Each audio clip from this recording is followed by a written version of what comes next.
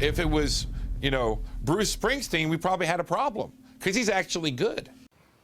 New intriguing details surfaced about Donald Trump's reported shady scheme to keep Bon Jovi from buying the Bills in 2014.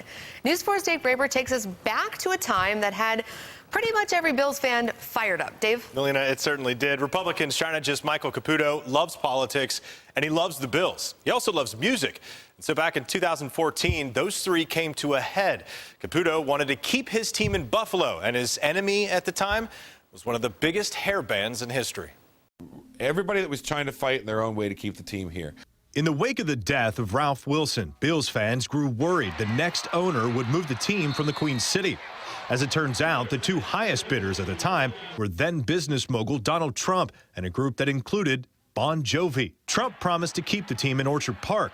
Bon Jovi, apparently, not so much. We decided that it was important to alert the community to the likelihood that the Bon Jovi group was going to move the team to Toronto. 28 years after Livin' on a Prayer graced the top of the billboards, Bon Jovi suddenly found itself as enemy #1 in the hearts of Buffalonians, much to the delight of Michael Caputo, well known for his love of the Grateful Dead, as exemplified by the license plate in his bookcase. I think Bon Jovi is one of the worst hair band artists I've ever heard in my life. I hated his music when I was a kid. I thought it was bubblegum music then. I think it's bubblegum music now. It was just a perfect opportunity to vent some outrage at his music that I've held inside me for 40 years.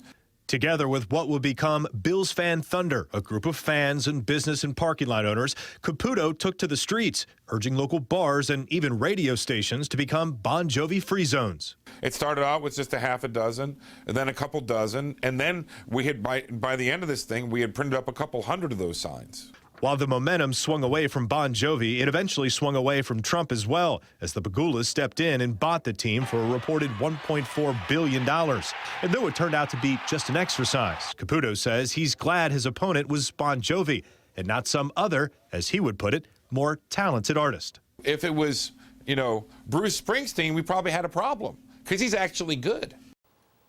Now, this was a fun story to do, kind of look back at what was an interesting campaign involving the Bills and Donald Trump and, of course, Bon Jovi. But some good did come out of it, too, besides, of course, the team staying here.